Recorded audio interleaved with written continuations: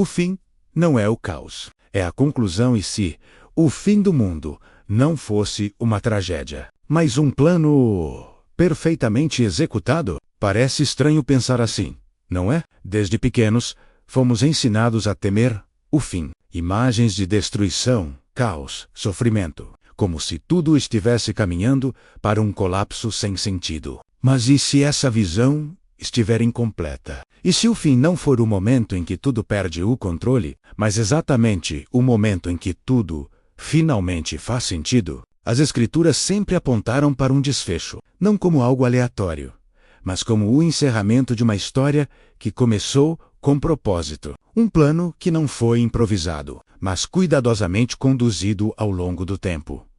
Pense nisso como um grande roteiro.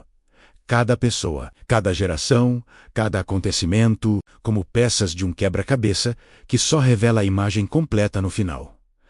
Agora me diga, você já viu um quebra-cabeça sendo finalizado e chamou isso de caos? Ou chamou de conclusão? Talvez o erro nunca tenha sido o que está por vir, mas a forma como fomos ensinados a enxergar.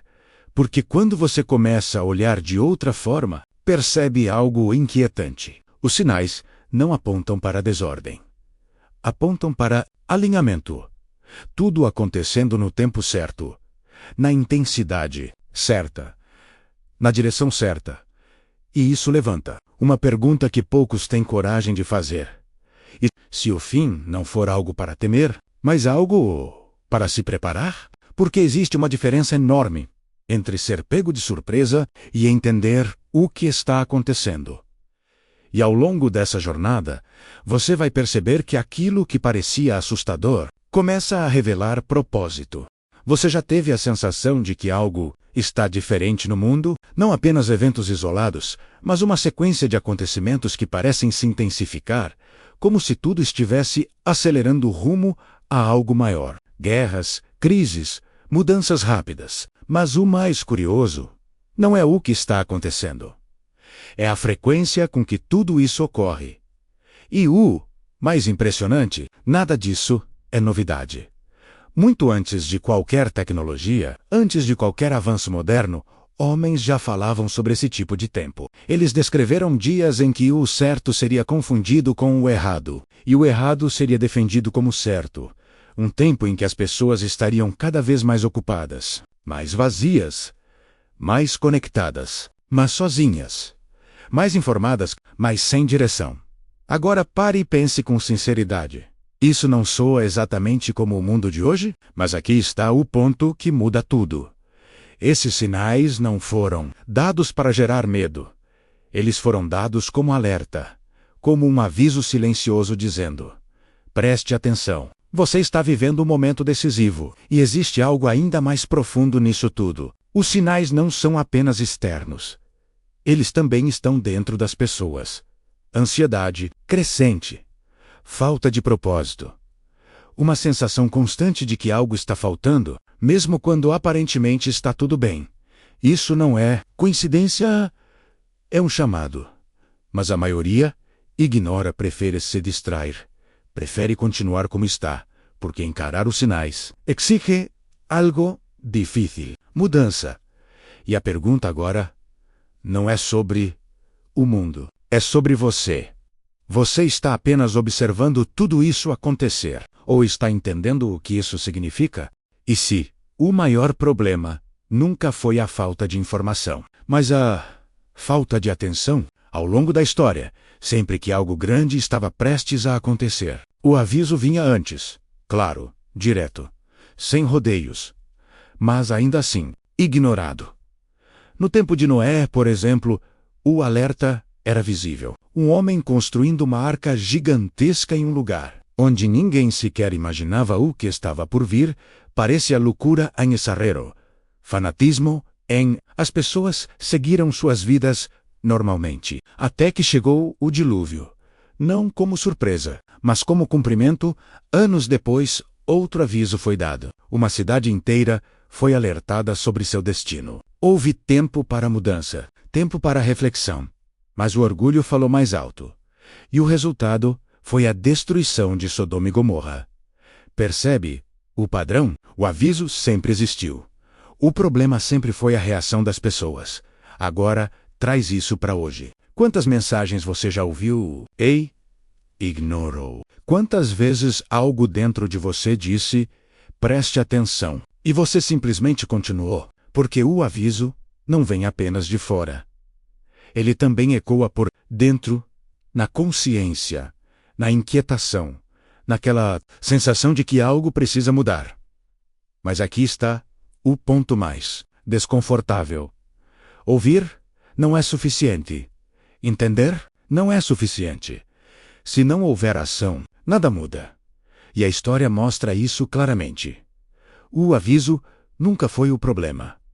A resposta sempre foi: agora pense com sinceridade. Se você estivesse lá naqueles momentos, você teria ouvido ou teria feito exatamente como a maioria? Existe uma ilusão silenciosa que controla a forma como a maioria vive. A ideia de que ainda há muito tempo para decidir, tempo para mudar, tempo para fazer o que realmente importa. Mas, e se essa percepção estiver errada? Ao longo das Escrituras vemos algo curioso: o tempo nunca é tratado como algo garantido. Pelo contrário, ele é apresentado como algo limitado, precioso e muitas vezes imprevisível. Em um ensinamento direto, Jesus Cristo fala sobre dias que viriam de forma inesperada, menos como um ladrão na noite. Aviso. Sem preparação de última hora. Isso quebra completamente a lógica humana. Porque o ser humano vive como se tivesse controle. Planeja anos. Projeta o futuro. Adia decisões importantes, como se o amanhã fosse uma promessa. Mas a verdade é simples e desconfortável. Amanhã é uma possibilidade, não uma garantia. E isso muda tudo, porque transforma o depois em um risco, e o agora em uma oportunidade. E aqui está o ponto que poucos entendem. Não é sobre viver com medo do tempo acabar. É sobre viver com consciência de que ele é limitado. Quem entende isso, muda. Muda prioridades. Muda decisões. Muda a forma de enxergar a vida. Porque percebe que cada momento tem peso. Cada escolha tem direção. E cada dia é uma chance. Agora, pense com sinceridade. Você está vivendo como alguém que entende o valor do tempo, ou como alguém que acredita que sempre haverá mais? Essa resposta pode definir tudo. Existe um momento que muitos evitam imaginar. Um dia em que tudo será revelado, não apenas o que foi feito em público, mas aquilo que ninguém viu, pensamentos, intenções, escolhas silenciosas. Tudo. As Escrituras descrevem esse momento como um julgamento justo, não baseado em aparência, mas em verdade. E isso muda completamente a perspectiva. Porque hoje é possível esconder, é possível aparentar, é possível convencer pessoas. Mas naquele dia não haverá máscaras. Em uma visão impactante, João descreve esse cenário no livro de Apocalipse, um grande trono, onde cada vida será exposta com clareza absoluta, sem distorções, sem justificativas, apenas verdade. Talvez seja exatamente isso que assusta, não o julgamento em si, mas a revelação. Porque no fundo todos sabem que existe uma diferença entre quem são por fora e quem são por dentro. E é essa diferença que será colocada à luz. Mas aqui está algo que poucos entendem. Esse momento não é apenas sobre condenação. É sobre justiça. Sobre colocar tudo em ordem.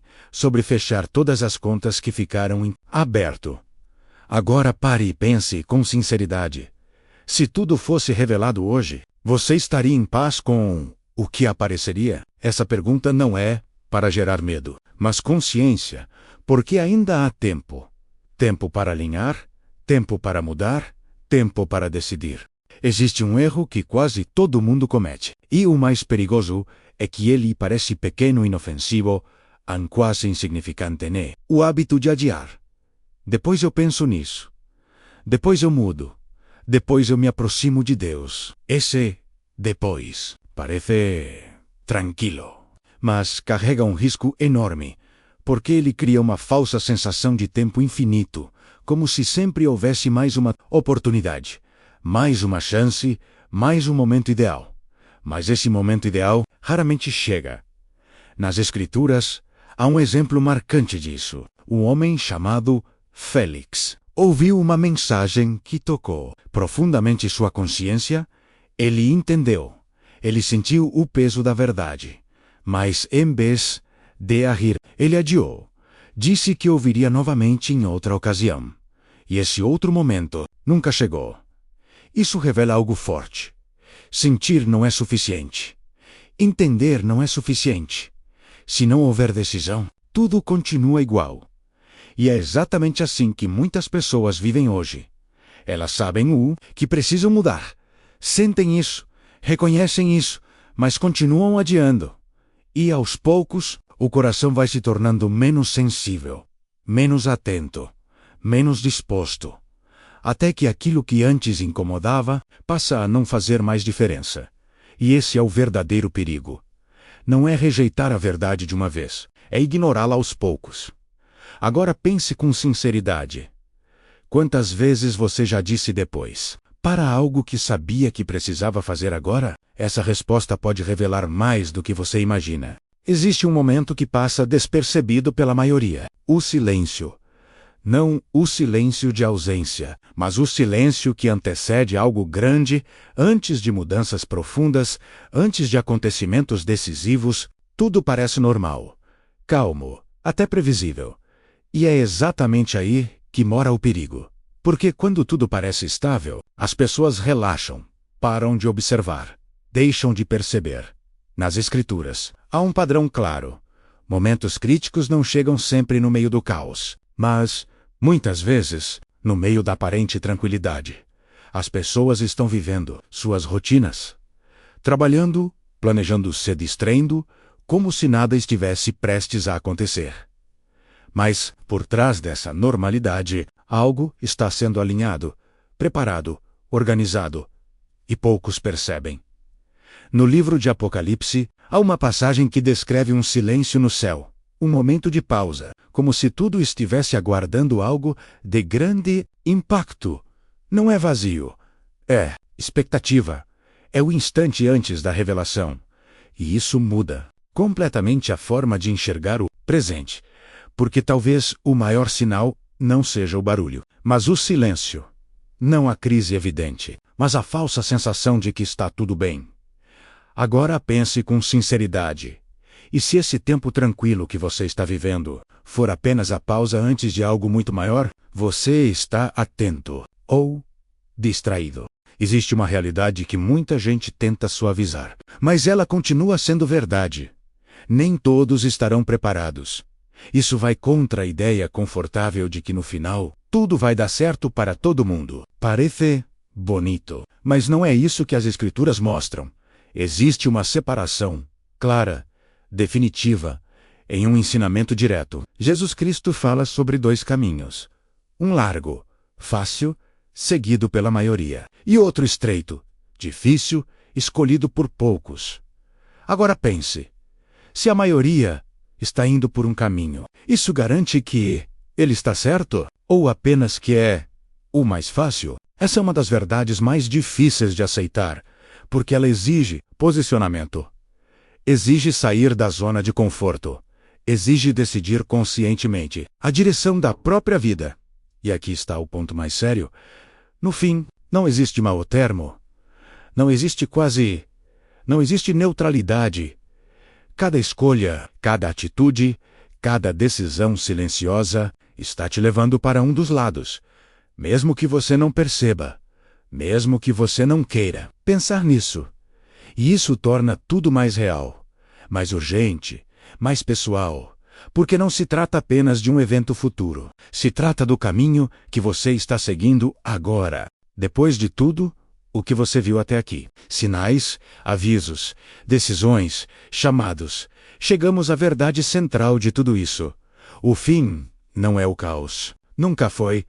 O fim é a conclusão. Não é um evento descontrolado. Não é um acidente fora do roteiro. É o fechamento de uma história que foi escrita com propósito desde o início. Cada detalhe, cada momento. Cada escolha, tudo caminhando para esse ponto final. E quando você entende isso, algo muda dentro de você. O medo começa a perder força. E a consciência começa a crescer. Porque o fim deixa de ser um mistério assustador e passa a ser uma realidade compreensível. Mas aqui está o ponto mais importante de todos.